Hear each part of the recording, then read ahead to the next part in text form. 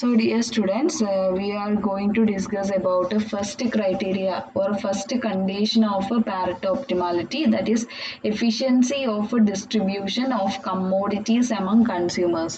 ഇപ്പോൾ നമ്മൾ കൺസ്യൂമേഴ്സ് അല്ലെങ്കിൽ കൺസംഷനിൽ എങ്ങനെയാണ് നമ്മൾ എഫിഷ്യൻസി കൊണ്ടുവരിക എന്നതാണ് നമ്മൾ ഇതിനകത്ത് നോക്കാൻ പോകുന്നത്. So it is explained in a general equilibrium model. ഇത് general equilibrium മോഡലിലൂടെയാണ് നമ്മൾ എക്സ്പ്ലെയിൻ ചെയ്യുന്നത്. ജനറൽ ഇക്വിലിബ്രിയം എന്ന് പറയുന്നത് 2/2/2 മോഡൽ എന്നും കൂടി പറയുന്നുണ്ട്. ദാറ്റ് ഈസ് 2/2/2 എന്ന് പറഞ്ഞാൽ ഇവിടെ 2 കൺസ്യൂമേഴ്സ് ഉണ്ട്, എയും ബിയും, 2 കമ്മോഡിറ്റീസ് അല്ലെങ്കിൽ 2 ഗുഡ്സ് ഉണ്ട്, എക്സും വൈയും, ആൻഡ് 2 ഫാക്ടേഴ്സ് ഓഫ് പ്രൊഡക്ഷൻ ഉണ്ട്, ലേബർ ആൻഡ് ക്യാപിറ്റൽ. ഇതിനെയാണ് നമ്മൾ 2/2/2 മോഡൽ എന്ന് പറയുന്നത്. And we know that there are 2 individuals A and B. There are 2 commodities ആണ് ട്ടോ. 2 commodities ആണ്, firms അല്ല. 2 commodities X and Y and 2 factors labor and capital. അപ്പോൾ ഇങ്ങനെയാണ് നമുക്ക് ഉള്ളത്. How general equilibrium and efficiency are attained simultaneously in all these 3 sectors. അതായത് എങ്ങനെയാണ് ഈ 3 സെക്ടറിലും എങ്ങനെയാണ് എഫിഷ്യൻസി നമുക്ക് കൈവരിക്കാൻ പറ്റുക എന്നുള്ളതാണ് നമ്മൾ നോക്കുന്നത്. Okay, simultaneous attainment of the equilibrium, that is known as general equilibrium model, and we are explaining general equilibrium and efficiency in the context of നമ്മൾ ജനറൽ ഇക്വിലിബ്രിയവും അതുപോലെ തന്നെ എഫിഷ്യൻസിയും നമ്മൾ പറയുന്നത് എന്തിൻ്റെ എല്ലാം ബേസിസിലാണ്, കൺസംഷനിൽ എങ്ങനെയാണ് നമുക്ക് എഫിഷ്യൻസി കൊണ്ടുവരാൻ പറ്റുക. That is when the consumers are in optimum condition. എപ്പോഴാണ് നമ്മൾ കൺസ്യൂമേഴ്സ് ഒപ്റ്റിമം കണ്ടീഷനിലെത്തുക. അതുപോലെ തന്നെ പ്രൊഡക്ഷനിൽ എങ്ങനെയാണ് എഫിഷ്യൻസി കൊണ്ടുവരിക, അല്ലെങ്കിൽ എങ്ങനെയാണ് പ്രൊഡ്യൂസേഴ്സ് എങ്ങനെയാണ് ഒപ്റ്റിമം കണ്ടീഷനിലെത്തുക, അതുപോലെ തന്നെ പ്രൊഡക്റ്റ് മിക്സ്. അപ്പോൾ ഈ 3 തരത്തിലാണ്, 3 കോണ്ടെക്സ്റ്റിലാണ് നമ്മൾ നോക്കുന്നത്. ഒന്നാമത്തെ കൺസംഷന്റെ എങ്ങനെയാണ് എഫിഷ്യൻസി, അല്ലെങ്കിൽ കൺസ്യൂമേഴ്സ് എങ്ങനെയാണ് ഒപ്റ്റിമം കണ്ടീഷനിലെത്തുക. രണ്ടാമത്തത് പ്രൊഡക്ഷനുമായിട്ട് ബന്ധപ്പെട്ടിട്ട് പ്രൊഡ്യൂസേഴ്സ് എങ്ങനെയാണ് ഒപ്റ്റിമം കണ്ടീഷനിലെത്തുക. മൂന്നാമത്തെ എന്താണ്, പ്രൊഡക്റ്റ് മിക്സ്. ഒന്നാമത്തെ നമ്മൾ നോക്കുവാണ് efficiency of distribution of commodities among consumers. So അതിനകത്ത് 2 commodities ആണുള്ളത്, എക്സും വൈയും. There are 2 commodities X and Y, and there are 2 individuals A and B. എയും ഉണ്ട് ബിയും ഉണ്ട്, എക്സും വൈയും ആണുള്ളത്. So the distribution of given commodity X and Y between 2 consumers is efficient if it is impossible by a redistribution of these goods to increase the utility of one individual without reducing the utility of other. അപ്പോൾ ഇവിടെ നമ്മൾ പറയുന്നത്, നമ്മൾ consumers എയും ബിയും ഉണ്ട്, commodities എക്സും വൈയും ഉണ്ട്. അപ്പോൾ ഈ കൺസംഷനിൽ നമ്മൾ എങ്ങനെയാണ് എഫിഷ്യൻസി കൊണ്ടുവരിക എന്ന് വെച്ചാൽ നമ്മൾ റീഡിസ്ട്രിബ്യൂഷനിലൂടെ, ഓക്കെ, റീഡിസ്ട്രിബ്യൂഷൻ എന്ന് പറഞ്ഞാൽ എന്താണ്, റീഡിസ്ട്രിബ്യൂഷൻ ഓഫ് ഇൻകം അല്ലെങ്കിൽ പോളിസി ചേഞ്ചിലൂടെ നമ്മൾ കമ്മോഡിറ്റീസ് എങ്ങനെ നമ്മൾ ഡിസ്ട്രിബ്യൂട്ട് ചെയ്യണം, അല്ലെങ്കിൽ ഒരു ഇൻഡിവിജ്വലിന്റെ യൂട്ടിലിറ്റി കുറക്കാതെ നമുക്ക് മറ്റൊരാളുടെ യൂട്ടിലിറ്റി നമുക്ക് കൂട്ടാൻ പറ്റില്ല. അവിടെ കൺസംഷനിൽ നോക്കുമ്പോൾ നമ്മൾ എന്താണ് പറയേണ്ടത്, യൂട്ടിലിറ്റി. അതായത് without reducing the utility of one individual we cannot increase the utility of another individual. മറ്റൊരാളുടെ യൂട്ടിലിറ്റി എയും ബിയും ഉണ്ടെങ്കിൽ ബിയുടെ യൂട്ടിലിറ്റി നമുക്ക് കുറക്കാതെ എക്ക് നമുക്ക് യൂട്ടിലിറ്റി ഇൻക്രീസ് ചെയ്യാൻ പറ്റില്ല. അങ്ങനെയുള്ളതിനെയാണ് നമ്മൾ എന്ത് പറയുന്നത്, എഫിഷ്യൻസി ക്രൈറ്റീരിയ ഫോർ പാരറ്റോ എന്ന് പറയുന്നത്, അല്ലെങ്കിൽ എഫിഷ്യൻസി ഓഫ് എക്സ്ചേഞ്ച് എന്ന് പറയുന്നത്. Okay, then we are explaining this with the Edgeworth box diagram. Edgeworth box diagram, it is an economic tool used to explain various economic condition. Edgeworth box diagram എന്ന് പറഞ്ഞാൽ ഒരു എന്താണ്, particular economic conditions നമുക്ക് മനസ്സിലാക്കി തരാൻ വേണ്ടിയിട്ട് ഉപയോഗിക്കുന്ന ഒരു എക്കണോമിക് ടൂൾ ആണ്. Originally it was developed by Edgeworth. Okay, it was developed by Edgeworth. According to him, he developed the model into 2 axis model. 2 axis മാത്രമേ ഉണ്ടായിട്ടുള്ളൂ. 1881 അദ്ദേഹം അത് ഡെവലപ്പ് ചെയ്തത്. And it was popularized by Pareto in 1906.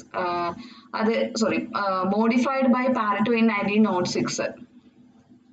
ഇതിനകത്ത് പറയുന്നത് Pareto 1906 ഇത് modify ചെയ്തത്. അങ്ങനെയാണ് ബോക്സ് മോഡൽ കൊണ്ടുവന്നത്. And it was popularised by Bowley. അപ്പൊ ഇവിടെ നമ്മൾ പറയുന്ന പോയിന്റ് എന്താണ്? നമ്മൾ പറയുന്നത് എഫിഷ്യൻസി ഓഫ് എക്സ്ചേഞ്ച് ആണ്.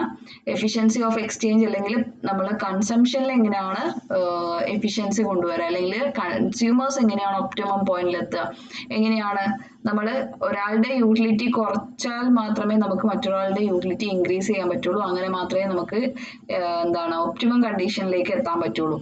Okay, and it is explained with the help of Edgeworth box diagram. Then അപ്പോൾ ഇതാണ് നമ്മുടെ Edgeworth box diagram. You can see this diagram in your textbook Kautz-Oynes in page number 527. അപ്പോൾ 527 പേജിൽ കൗട്ട്സ്-ഓയ്നെസിന്റെ text ബുക്കിലെ റെഫറൻസിൽ നിങ്ങൾക്ക് ഇത് കാണാൻ പറ്റും. അപ്പൊ അതൊരു ബോക്സ് പോലെയാണ്. ആദ്യം ഒരു ബോക്സ് വരയ്ക്കുക. ഓക്കെ ഓക്കെ അപ്പൊ ഇതിനകത്ത് പറയുന്നത് ഇവിടെ നമുക്കറിയാം ഇതൊരു ആക്സിസ് പോലെ വരക്കുവാണെങ്കിൽ, ഓക്കെ, ഇത് വൈ ആക്സിസ്, ഇതെന്താണ് എക്സ് ആക്സിസ്. അപ്പൊ എക്സ് ആക്സിസിൽ നമ്മൾ എന്ത് മെഷർ ചെയ്യുന്നു? എ എന്ന് പറയുന്ന ഇൻഡിവിജ്വൽ കൺസ്യൂം ചെയ്യുന്ന commodity x. Okay, there are two individuals A and B. അപ്പൊ എ കൺസ്യൂം ചെയ്യുന്ന എക്സ് നമ്മൾ എക്സ് ആക്സിസിൽ ഇവിടെ വരക്കുന്നു. അതുപോലെ തന്നെ എ കൺസ്യൂം ചെയ്യുന്ന വൈ, കമ്മോഡിറ്റി വൈ, നമ്മൾ ഈ വൈ ആക്സിസിൽ വരക്കുന്നു. അപ്പൊ ഈ കോർണർ എന്ന് പറയുന്നത് ആരുടെ ഒറിജിൻ ആണ്? ദാറ്റ് ഈസ് എ എന്ന് പറയുന്ന ഇൻഡിവിജ്വലിന്റെ ഒറിജിൻ ആണ് ഈ ഒരു പോയിന്റ്. ഓക്കെ, അപ്പൊ ഈ ഒരു എന്താണ് ഇവിടെ നമ്മൾ കമ്മോഡിറ്റി എക്സ് ഫോർ എ, ഇവിടെ നമ്മൾ കമ്മോഡിറ്റി വൈ ഫോർ എ. ഇനി നേരെ ഇവിടെയാണെങ്കിൽ എന്ത് വരും? ഇതിന്റെ നേരെ ഓപ്പോസിറ്റ് ആരാണ് വരിക? ബി എന്ന് പറയുന്ന ആള്. ഓക്കെ, ബിയുടെ എക്സ് ആക്സിസ് ഇതാണ്. നിങ്ങൾ ഇത് നേരെ തിരിച്ചു പിടിച്ചാൽ, നിങ്ങളുടെ ടെക്സ്റ്റ് ബുക്ക് തിരിച്ചു വെച്ചാൽ നിങ്ങൾക്ക് അത് മനസ്സിലാക്കാൻ പറ്റും. അപ്പൊ ഇതാണ് എന്ത്? ബിയുടെ എക്സ് ആക്സിസ്, ഇത് ബിയുടെ വൈ ആക്സിസ്.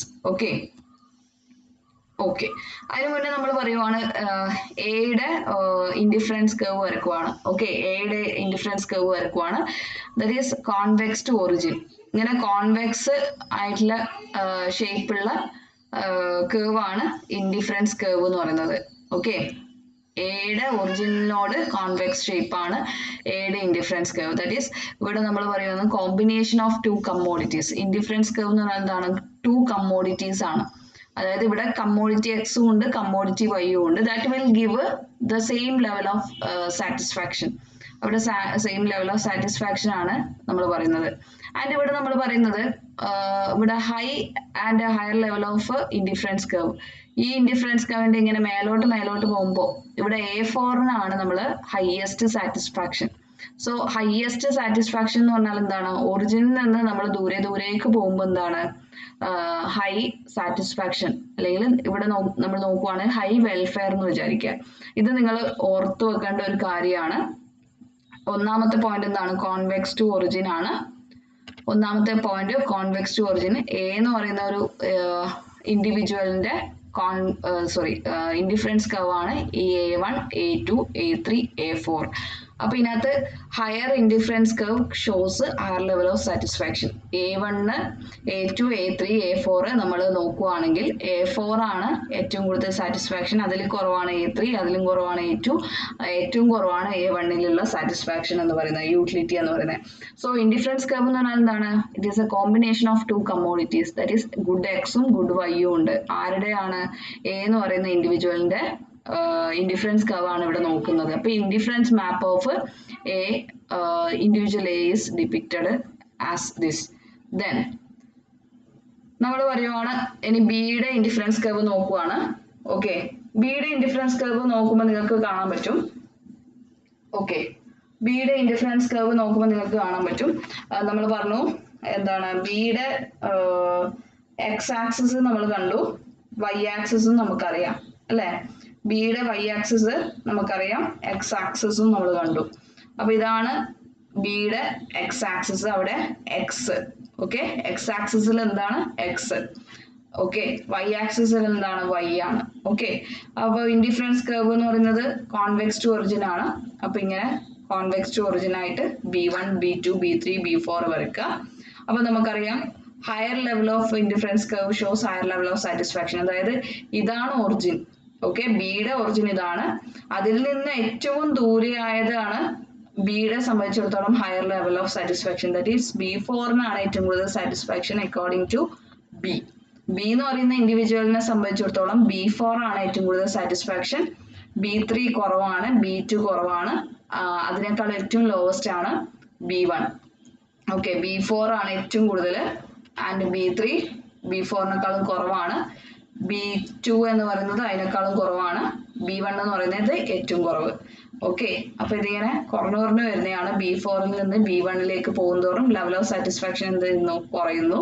അതുപോലെ തന്നെ B1-ൽ നിന്ന് B4-ലേക്ക് വരുമ്പോൾ ഇങ്ങോട്ടേക്ക് നമ്മൾ ഇങ്ങനെ ഈ ഒറിജിനിൽ നിന്ന് നമ്മൾ കുറെ ദൂരെ ആവുമ്പോഴേക്ക് അതിന്റെ എന്താണ് സാറ്റിസ്ഫാക്ഷൻ ലെവൽ കൂടുന്നു. ഓക്കെ, അപ്പൊ ഇത് നിങ്ങൾ ഓർത്ത് വെക്കുക.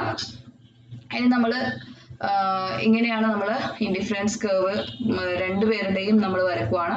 അപ്പൊ ഇതിനകത്ത് ഗുഡ് എക്സ് ഫോർ എ, ഇവിടെയും ഗുഡ് എക്സ്. അപ്പോൾ ഓപ്പോസിറ്റ് ഇതിൽ നിങ്ങൾ ഒരേപോലത്തെ എഴുതിയാൽ മതി. ദാറ്റ് ഈസ് എക്സ് എന്ന് പറയുന്ന കമ്മോഡിറ്റി തന്നെയാണ് രണ്ട് ഇതിലും വരക്കുന്നത്, മെഷർ ചെയ്യുന്നത്. ഇവിടെ എയും ഇവിടെ ബിയും. ഇവിടെയാണെങ്കിലോ വൈ എന്ന് പറയുന്ന കമ്മോഡിറ്റി ആണ് ഈ ആക്സിസിൽ മെഷർ ചെയ്യുന്നത്. ഇവിടെയും വൈ എന്ന് പറയുന്ന കമ്മോഡിറ്റി ആണ്. പക്ഷെ ഇവിടെ ബിയുടെ എത്രയാണ് വൈ എന്നുള്ളതാണ് നമ്മൾ നോക്കുന്നത്. അപ്പൊ ഇതിനകത്ത് A1 A2 A3 A4 എന്ന് പറയുന്നത് എയുടെ ഇൻഡിഫറൻസ് കർവ് ആണ്. B1 B2 B3 4 ഇതെന്താണ്? ബിയുടെ ഇൻഡിഫറൻസ് കർവ് ആണ്. ഓക്കെ, സോ ഇനി നമ്മൾ പറയുവാണ്, ഇവിടെ നിങ്ങൾക്ക് കാണാൻ പറ്റും ലൈക്ക് ഈ A1-ഉം B4-ഉം ഇന്റർസെക്ട് ചെയ്യുന്നു. ഓക്കെ, രണ്ടും കൂടി ടാൻജന്റ് ആവുന്നു. ഇന്റർസെക്ട് അല്ല, ടാൻജന്റ് ആവുന്നു. അതുപോലെ തന്നെ A2-ഉം B3-യും ടാൻജന്റ് ആവുന്നു. ആൻഡ് A3-യും B2-ഉം ടാൻജന്റ് ആവുന്നു. ആൻഡ് A4-ഉം B1-ഉം ടാൻജന്റ് ആവുന്നു. വേണമെങ്കിൽ നിങ്ങൾക്ക് ഇവിടെ എന്താണ് ലൈക്ക് MNOP എന്ന് പറഞ്ഞിട്ട് കൊടുക്കാം. നിങ്ങൾക്ക് എന്ത് ലെറ്റർ വേണമെങ്കിലും കൊടുക്കാം. അപ്പൊ ഈ പോയിന്റ് എല്ലാം എന്താണ്? It is the tangency of indifference curve. രണ്ട് ഇൻഡിവിജ്വലിന്റെ ഇൻഡിഫറൻസ് കർവിന്റെ ടാൻജൻസി പോയിന്റ്സ് ആണ് ഈ ഒരു A1-ഉം B4-ഉം ടാൻജന്റ് ആവുന്ന ഈ പോയിന്റ്, A2-ഉം B3-യും A3-യും B2-ഉം A4-ഉം B1-ഉം.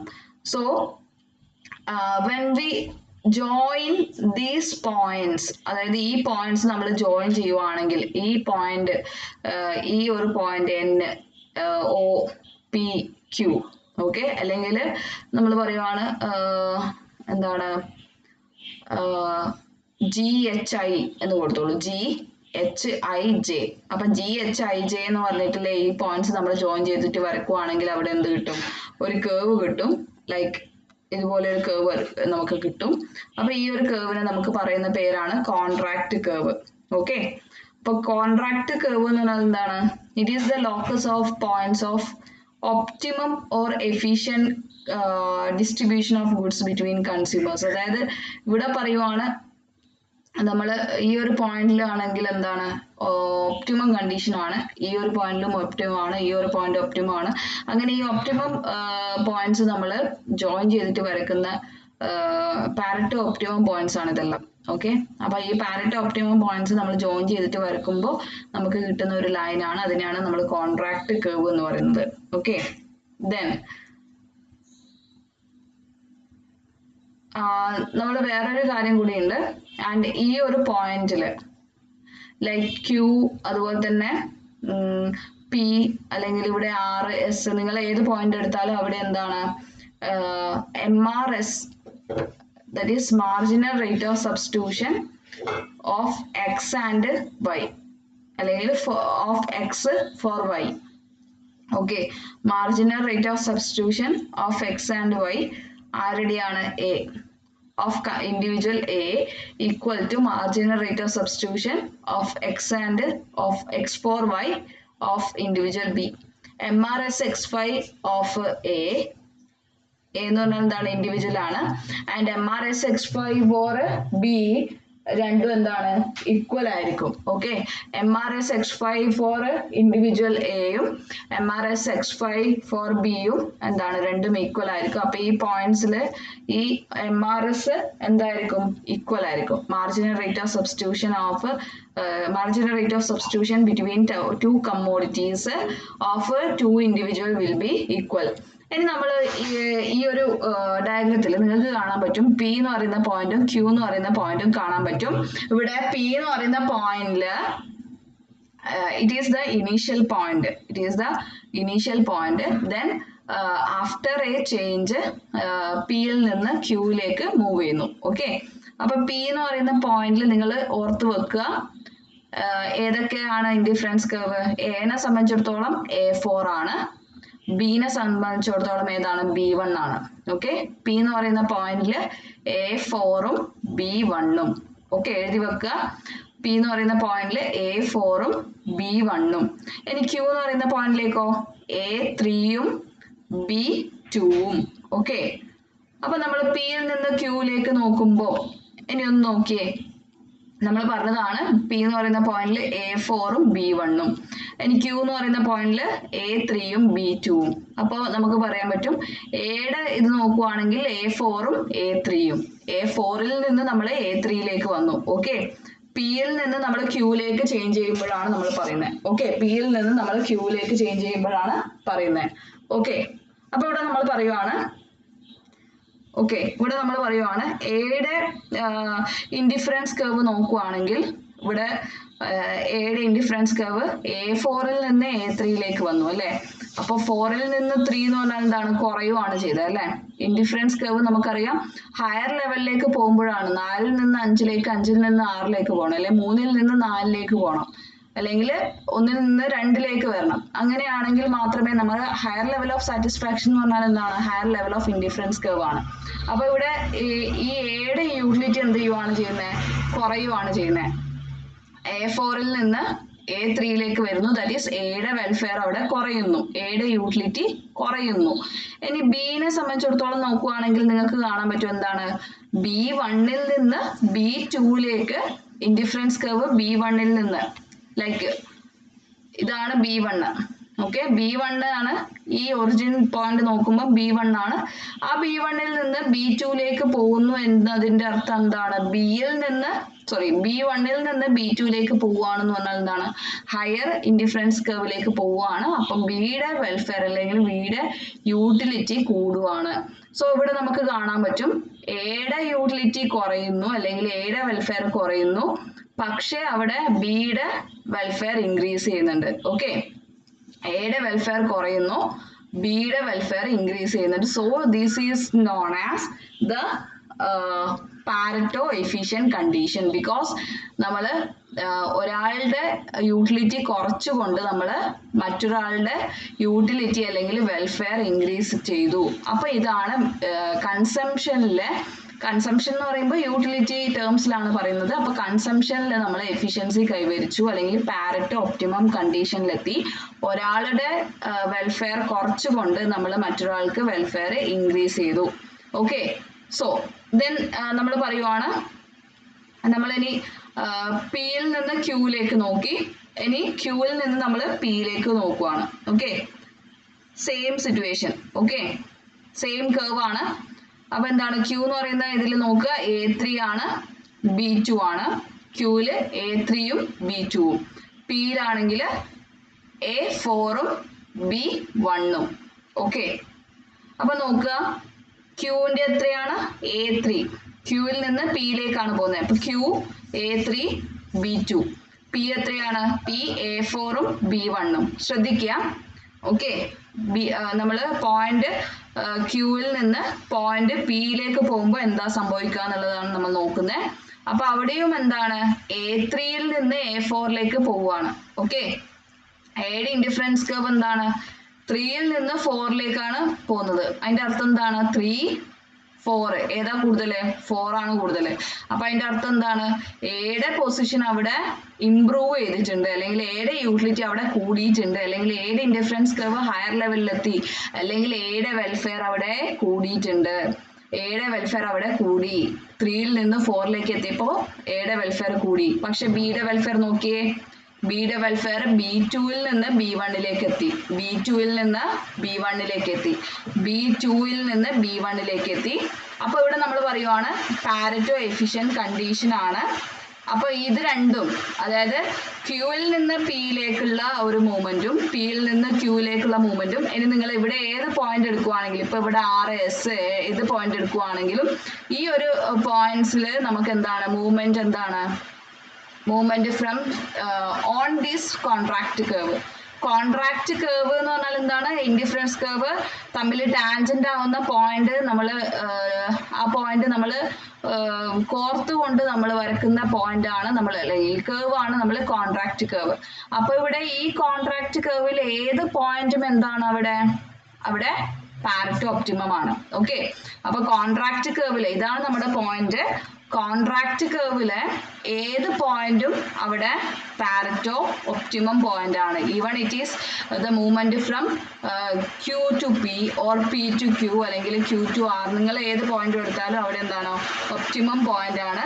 അപ്പൊ ഇവിടെ നമ്മൾ പറഞ്ഞ പോയിന്റ് എന്താണ്, ഒന്നുകിൽ എയുടെ ബെനിഫിറ്റ്, എയുടെ യൂട്ടിലിറ്റി കുറച്ചുകൊണ്ട് ബിക്ക് നമ്മൾ യൂട്ടിലിറ്റി ഇൻക്രീസ് ചെയ്യുവാണ്, അല്ലെങ്കിൽ നമ്മുടെ എയുടെ വെൽഫെയർ കുറച്ചുകൊണ്ട് നമ്മൾ ബിയുടെ വെൽഫെയർ കൂട്ടുവാണ്. അപ്പോൾ സോഷ്യൽ വെൽഫെയർ ഇൻക്രീസ് ചെയ്യും. ഓക്കെ, ആൻഡ് ഇവിടെ എക്ക് നമ്മൾ utility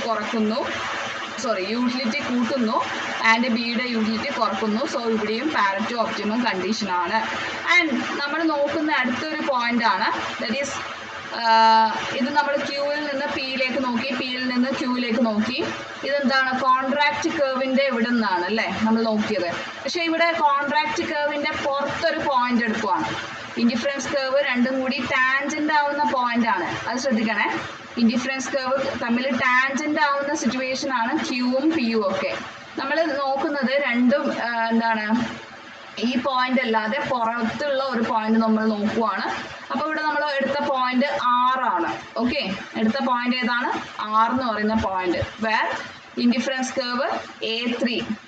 okay, indifference curve A3, indifference curve A3, ഇതാണ് ഇൻഡിഫറൻസ് കേർവ്. ഞാനത് കുറച്ചും കൂടി ഇങ്ങനെ എൻലാർജ് ചെയ്തു എന്ന് മാത്രമേ ഉള്ളൂ. സോ ഇതാണ് A3 ആൻഡ് ഇതാണ് എന്താണ് B1. ഓക്കെ, ഇത് B1 ആണ്. ബിയുടെ ഒറിജിനിൽ നിന്ന് നമ്മൾ ഒന്നാമത്തെ ഇൻഡിഫറൻസ് കർവ് വരക്കുന്നു B1. ഇത് B2, B3, B4. ഓക്കെ, അപ്പൊ B1ഉം A3യും ഇന്റർസെക്ട് ചെയ്യുന്ന പോയിന്റ് 6. ഓക്കെ, B1ഉം A3യും ഇന്റർസെക്ട് ചെയ്യുന്ന പോയിന്റ് എത്രയാണ്, 6. ഇനി നമ്മൾ നോക്കുവാണ് Rൽ നിന്ന് Pയിലേക്ക്. ഓക്കെ, Rൽ നിന്ന് Pയിലേക്ക് നമ്മൾ നോക്കുവാണ്. അപ്പൊ ഇവിടെ നിങ്ങൾക്ക് കാണാൻ പറ്റും R എന്ന് പറയുന്ന പോയിന്റിൽ നമ്മൾ പറഞ്ഞു ഏതൊക്കെയാണ്, A3യും B1ഉം ആണ്. ഓക്കെ, A3യും B1 ആണ്. ആൻഡ് ഇവിടെ P എന്ന് പറയുന്ന പോയിന്റിലാണെങ്കിൽ ഏതൊക്കെയാണ്, P എന്ന് പറയുന്ന പോയിന്റിൽ ഏതൊക്കെയാണ്, യെസ് കറക്റ്റ് ആണ്, B1 അല്ലേ.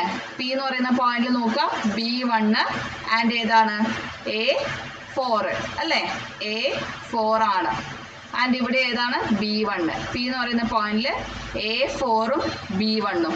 അപ്പൊ നിങ്ങൾക്ക് കാണാൻ പറ്റും, നമുക്കിവിടെ എഴുതുവാണെങ്കിൽ ലൈക്ക് ഇങ്ങനെ നേരത്തെ എഴുതിയതുപോലെ തന്നെ നമുക്ക് എഴുതാം.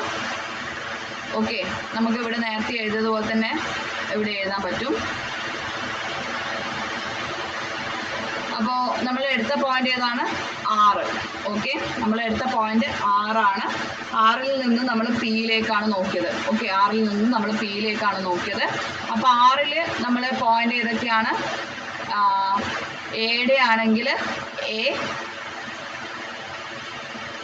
A3 ആണ്. ഓക്കെ, എയുടെ ആണെങ്കിൽ A3 ആണ്.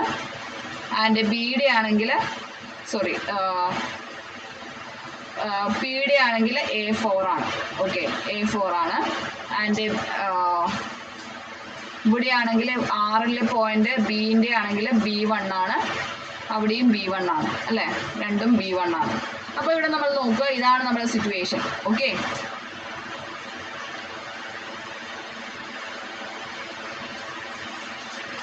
നമ്മുടെ സിറ്റുവേഷൻ ഇതാണ്. അപ്പൊ എന്താണ് സിറ്റുവേഷൻ? ഇത് ഓർത്ത് വെക്കുക. ആർ എന്ന് പറയുന്ന പോയിന്റിൽ ഇത് മാത്രം നിങ്ങൾ നോക്കിയാൽ മതി, മേലത്തെ നോക്കണ്ട. ആർ എന്ന് പറയുന്ന പോയിന്റിൽ A3യും ഉണ്ട് B1ഉം ഉണ്ട് അല്ലേ? അതാണ് നമ്മുടെ ആർ എന്ന് പറയുന്ന പോയിന്റ്. ബി എന്ന് പറയുന്ന പോയിന്റിലാണെങ്കിലോ A4ഉം B1ഉം. അപ്പൊ നിങ്ങൾ നോക്കുക, ഇവിടെ 3യിൽ നിന്ന് 4ലേക്ക് എന്തായി? എയുടെ ഇത് നമ്മൾ ഇംപ്രൂവ് ചെയ്തു അല്ലേ? എയുടെ വെൽഫെയർ അല്ലെങ്കിൽ യൂട്ടിലിറ്റി അല്ലെങ്കിൽ ഇൻഡിഫറൻസ് ലെവൽ അല്ലെങ്കിൽ ഇൻഡിഫറൻസ് കർവിന്റെ ആ ഒരു ലെവല് നമ്മൾ ഇംപ്രൂവ് ചെയ്തു. എയുടെ പൊസിഷൻ നമ്മൾ ഇംപ്രൂവ് ചെയ്തു, പക്ഷെ ബിയുടെ പൊസിഷൻ അവിടെ എന്താണ്? ഇവിടെ കോൺസ്റ്റന്റ് ആണ്. അപ്പോൾ കോൺസ്റ്റന്റ് വെൽഫെയർ. ബിക്ക് എന്താണ്? Constant welfare. സോ ഇവിടെ നമ്മൾ പറയുവാണ് this is not a Pareto optimum situation. ഇവിടെ പാരറ്റോ എഫിഷ്യൻസി ഉണ്ട്, പക്ഷെ ഇവിടെ ഇത് പാരറ്റോ ഒപ്റ്റിമം അല്ല. Okay, and here it is the point, and we can say that this will also improve the social welfare. ഇവിടെ സോഷ്യൽ വെൽഫെയർ ഇൻക്രീസ് ചെയ്യുന്നുണ്ട്. Okay, social welfare increase ചെയ്യുന്നുണ്ട്, പക്ഷെ ഇതെന്തല്ല? പാരറ്റോ എഫിഷ്യന്റ് കണ്ടീഷൻ അല്ല, Pareto optimum condition അല്ല. Okay, Pareto optimum condition ആവണമെങ്കിൽ എന്താണ്? ഒരാളുടെ, നമ്മൾ നേരത്തെ പറഞ്ഞ അതേ പോയിന്റ് ഓർക്കുക, പാരറ്റോ ഒപ്റ്റിമം കണ്ടീഷൻ എന്താണ്? ഒരാളുടെ വെൽഫെയർ ഇൻക്രീസ് ചെയ്തുകൊണ്ട് മറ്റൊരാളുടെ വെൽഫെയർ കുറക്കണം. ഓക്കെ, ഒരാളുടെ വെൽഫെയർ ഇൻക്രീസ് ചെയ്യണമെന്നുണ്ടെങ്കിൽ നമ്മൾ മറ്റൊരാളുടെ വെൽഫെയർ കുറച്ചുകൊണ്ട് മാത്രമേ ഇയാൾക്ക് വെൽഫെയർ കൂട്ടാൻ പറ്റുള്ളൂ. അപ്പൊ അങ്ങനെയുള്ള പോയിന്റിനെയാണ് നമ്മൾ ഒപ്റ്റിമം പോയിന്റ് എന്ന് പറയുന്നത്. പക്ഷെ നമ്മൾ ഇവിടെ നോക്കുമ്പോൾ എന്താണ്? ഒപ്റ്റിമം പോയിന്റ് അല്ല, it is N efficient point. Efficient point ആണ്. അവിടെ വെൽഫെയർ ഇൻക്രീസ് ചെയ്യുന്നുണ്ട്, ഒരാളുടെ വെൽഫെയർ എങ്കിലും നമുക്ക് ഇൻക്രീസ് ചെയ്യാൻ പറ്റുന്നുണ്ട്, ബിക്ക് ഒരു ഹാമും വരുത്തുന്നില്ല. പക്ഷെ അതെന്തല്ല? പാരറ്റോ ഒപ്റ്റിമം കണ്ടീഷൻ അല്ല, ഒപ്റ്റിമം കണ്ടീഷൻ അല്ല, പക്ഷെ അത് എഫിഷ്യന്റ് കണ്ടീഷൻ ആണ്. ഓക്കെ, സോ ഒപ്റ്റിമം കണ്ടീഷൻ അല്ല, വെൽഫെയർ ഇവിടെ ഇൻക്രീസ് ചെയ്യുന്നുണ്ട്. ഓക്കെ, അപ്പോ നമ്മൾ ഇവിടെ പറയുന്ന പോയിന്റ് എന്താണ്? ഈ പാരറ്റോ എഫിഷ്യന്റ് പോയിന്റ് എന്ന് പറഞ്ഞാൽ എന്താണ്? ഇൻഡിഫറൻസ് കർവ് രണ്ടും നമ്മുടെ പോയിന്റിലേക്ക് വരിക, ഇൻഡിഫറൻസ് കർവ് രണ്ടും ടാൻജന്റ് ആവുന്ന പോയിന്റ് ആണ് നമ്മൾ Pareto optimum point in terms of consumption. Consumers എപ്പോഴാണ് ഇൻഡിഫറൻസ് കർവില് നമ്മളെ കൺസ്യൂമേഴ്സ് എപ്പോഴാണ് ഒപ്റ്റിമം പോയിന്റ് എത്തുക പാരറ്റോന്റെ അഭിപ്രായത്തില്? യെസ്, എന്താണ് കണ്ടീഷൻ? അടിവരയിട്ട് മനസ്സിൽ തറപ്പിച്ചു നോക്കുക. എന്താണ്? MRS XY of individual A equal to MRS XY for individual B. Marginal rate of substitution of X for Y equal to marginal rate of substitution of X for Y of B.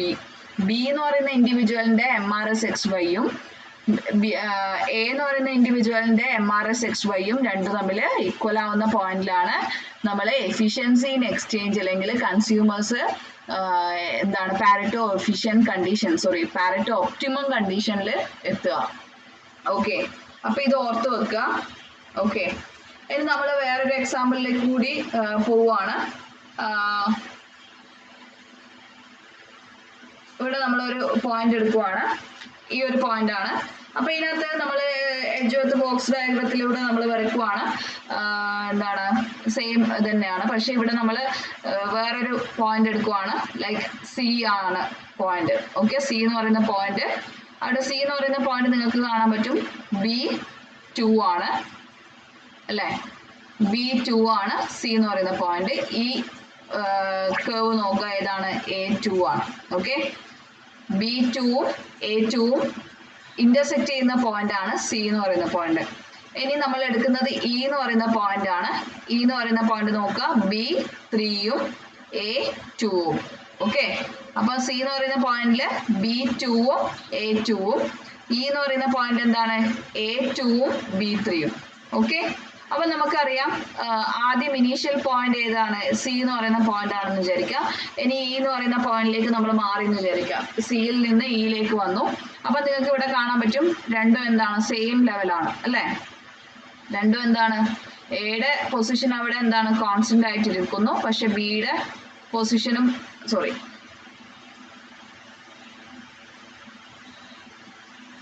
ഇവിടെ നമ്മൾ പറയുവാണ് C എന്ന് പറയുന്ന point എന്ന് പറയുന്നത് A2ഉം B2ഉം ആണ്. E എന്ന് പറയുന്ന പോയിന്റ് എന്താണ്? A2ഉം B3 ആണ് കേട്ടോ. A2ഉം B3 ആണ്. ഓക്കെ, A2ഉം B3 ആണ്. അപ്പൊ ഇവിടെ നമ്മൾ എയുടെ അവിടെ കോൺസ്റ്റന്റ് ആയിട്ട് നിൽക്കുന്നു, പക്ഷെ ബിയുടെ വെൽഫെയർ അവിടെ കൂടുന്നുണ്ട്. ഓക്കെ, ബിയുടെ വെൽഫെയർ കൂടുന്നുണ്ട്. അപ്പൊ ഇതും എന്തല്ല, നമ്മള് സോഷ്യൽ വെൽഫെയർ ഇവിടെ ഇൻക്രീസ് ചെയ്യുന്നുണ്ട്. ഓക്കെ, ഈ ഒരു സിറ്റുവേഷനിൽ സോഷ്യൽ വെൽഫെയർ ഇൻക്രീസ് ചെയ്യുന്നുണ്ട്. ഇനി നമ്മൾ അടുത്തൊരു പോയിന്റ് പറയാണ് C2F. ഓക്കെ, C2F എന്നുള്ള പോയിന്റിലേക്ക് നമ്മൾ നോക്കുവാണ്. C2Fലേക്ക് നോക്കുമ്പോൾ നിങ്ങൾക്ക് കാണാൻ പറ്റും, സി എന്ന് പറയുന്ന പോയിന്റിൽ ഏതാണ്? സി എന്ന് പറയുന്ന പോയിന്റിൽ A2 ആണ്, ആൻഡ് സി എന്ന് പറയുന്ന പോയിന്റിൽ B2 ആണ്. ഓക്കെ, സി എന്ന് പറയുന്ന പോയിന്റിൽ A2ഉം B2ഉം ഇന്റർസെക്ട് ചെയ്യുന്നു. ഇനി എഫ് എന്ന് പറയുന്ന പോയിന്റ് നോക്കുക, A3 ആണ്. ഓക്കെ, എഫ് എന്ന് പറയുന്ന പോയിന്റിൽ A3 ആണ്. അതുപോലെ തന്നെ എഫ് എന്ന് പറയുന്ന പോയിന്റിൽ B2 ഉണ്ട്. ഓക്കെ, എഫ് എന്ന് പറയുന്ന പോയിന്റിൽ B2 ഉണ്ട്. അപ്പൊ ഇവിടെ നിങ്ങൾക്ക് കാണാൻ പറ്റും, സി എന്ന് പറയുന്ന പോയിന്റിൽ A2ഉം B2 ആണ്. സി എന്ന് പറയുന്ന പോയിന്റിൽ A2ഉം B2ഉം. എഫ് എന്ന് പറയുന്ന പോയിന്റിൽ A3യും B2 ആണ്. എഫ് എന്ന് പറയുന്ന പോയിന്റിൽ A2ഉം B3യും ആണ്.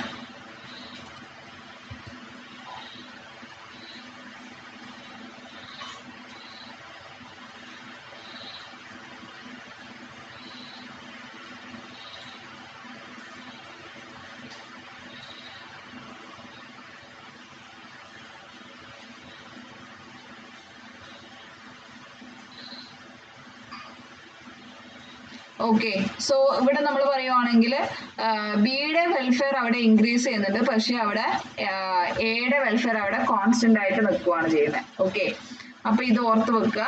അപ്പൊ നമ്മുടെ പോയിന്റ് ഇത് നിങ്ങൾ ഓർത്ത് വെക്കുക. നമ്മുടെ പോയിന്റ് ഇതാണ്. എന്താണ് contract curve? That is Pareto optimum conditions satisfy ചെയ്യുന്നത്. ദാറ്റ് ഈസ് ഈ ഒരു പോയിന്റ്സ്, അതായത് പാരറ്റോ എഫിഷ്യൻ പോയിന്റ് എന്ന് പറഞ്ഞാൽ എന്താണ്?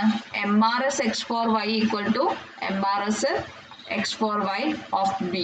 Okay, MRS XY A equal to MRS XY B. ഇതാണ് Pareto efficient condition for consumption. അപ്പൊ ഈ പോയിന്റ് എപ്പോഴാണ് നമുക്ക് സാറ്റിസ്ഫൈ ചെയ്യാൻ പറ്റുക? രണ്ട് ഇൻഡിഫറൻസ് കർവും ടാൻജന്റ് ആവുന്ന പോയിന്റിലാണ് ഈ കണ്ടീഷൻ നമുക്ക് സാറ്റിസ്ഫൈ ചെയ്യാൻ പറ്റുക. അപ്പൊ അന്നേരം നമുക്ക് കുറെ പോയിന്റ്സ് കിട്ടും. ആ പോയിന്റ്സ് നമ്മൾ ജോയിൻ ചെയ്തുകൊണ്ട് വരയ്ക്കുന്നതാണ് കോൺട്രാക്റ്റ് കർവ്. അപ്പൊ ഈ കോൺട്രാക്റ്റ് കർവിലെ ഏത് പോയിന്റും അവിടെ എന്താണ്? പാരറ്റോ ഒപ്റ്റിമം പോയിന്റ് ആണ്. ഈ 3 പോയിന്റ് ഓർത്ത് വെക്കുക. ഓക്കെ, എഡ്ജ്വർത്ത് ബോക്സ് ഡയഗ്രത്തിലൂടെയാണ് നമ്മൾ ഇത് എക്സ്പ്ലെയിൻ ചെയ്യുന്നത്. പാരറ്റോ എഫിഷ്യൻ കണ്ടീഷൻ അല്ലെങ്കിൽ പാരറ്റോ എഫിഷ്യൻസി ഇൻ എക്സ്ചേഞ്ച് അല്ലെങ്കിൽ എഫിഷ്യൻസി ഇൻ കൺസംഷൻ നമ്മൾ എപ്പോഴാണ് അറ്റൈൻ ചെയ്യുക? Pareto optimality condition with respect to consumption എപ്പോഴാണ് അച്ചീവ് ചെയ്യുക? MRS X4Y of A equal to MRS X4Y of B. B എന്ന് പറയുന്ന ഇൻഡിവിജ്വലിന്റെയും A എന്ന് പറയുന്ന ഇൻഡിവിജ്വലിന്റെയും MRS XY രണ്ടും ഈക്വൽ ആണെങ്കിലാണ് നമ്മൾ ഇക്വിലിബ്രിയത്തിൽ എത്തുക. ആൻഡ് നമ്മൾ പറയുവാണ് ഈ ഒരു പോയിന്റിലൊക്കെ പാരറ്റോ ഒപ്റ്റിമം പോയിന്റ്സ് ആണ്. ഓക്കെ.